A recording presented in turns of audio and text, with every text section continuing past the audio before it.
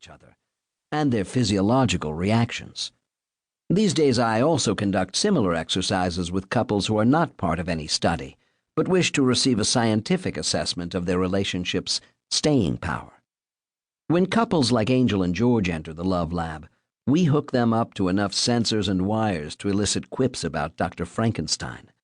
While they adjust to the equipment and their surroundings, information begins to stream from the sensors, indicating their blood velocities, heart and pulse rates, the amount their palms sweat, and even how much they squirm in their chairs. A video camera records all of their words and body movements. On the other side of a one-way mirror, my assistants, surrounded by equipment readouts and the requisite collection of empty cola cans, scrutinize the subtle interplay between the couple's biological reactions, body language, facial expressions, and words.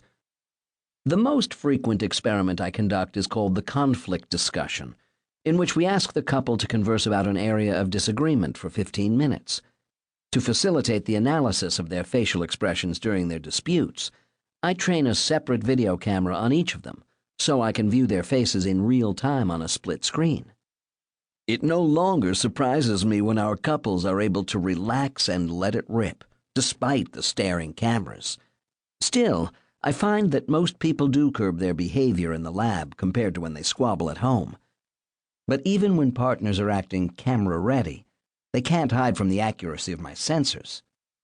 Close analysis of so many couples over the years led me to formulate 7 key principles that can improve the odds of maintaining a positive relationship. Described in The 7 Principles for Making Marriage Work, they emphasize the value of friendship between partners, accepting each other's influence, and being gentle during disagreements. These fundamentals remain a powerful tool set for all relationships, but the sad fate of couples like Angel and George indicated to me that these principles did not reach deep enough to salvage many damaged romances. I could not accept that these partners were somehow fated to be losers at love. To aid these despairing couples, I needed to better understand what was going wrong between them. Perhaps what puzzled me most about the unhappy couples I studied or counseled was their sincere insistence that they were deeply in love and committed to their relationship, even as they were ordering each other to shut up in the Love Lab. Why did so many self-proclaimed devoted couples engage in constant warfare? It made no sense. They derived no relationship benefits from their quarrels. They reported more distress over fighting than did happy couples, and yet they went at it more often. It would be easy to assume that the unhappy couples argued more than others because, well, they disagreed more. What could be more logical? But as a scientist, I know that obvious conclusions are not always accurate.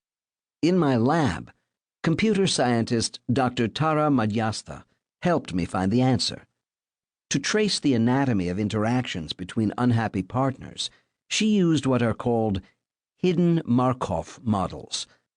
These types of computer analyses, often implemented to decode languages or DNA sequences, can detect underlying patterns. Her results indicated that couples who seem to act like adversaries rather than lovers are trapped by what is known in technical terms as an absorbing state of negativity. This means the probability that they will enter the state is greater than the odds that they will exit it. In other words, they get stuck. These unlucky partners are imprisoned in a Roach Motel for lovers. They check in, but they can't check out. Consumed by negativity, their relationships die there.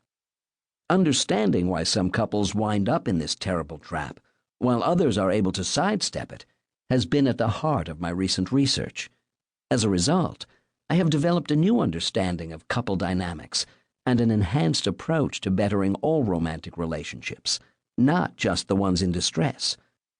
If you listened to trapped couples argue in my lab, you would hear a litany of complaints that wouldn't seem to have much in common. Tim grouses that Jane cares more about her mother's opinion than his. Alexis keeps stalling on starting a family, to the frustration of her husband. Jimmy doesn't like it that Pat wants to switch churches. But when I speak to these unhappy partners, I am struck by an underlying similarity.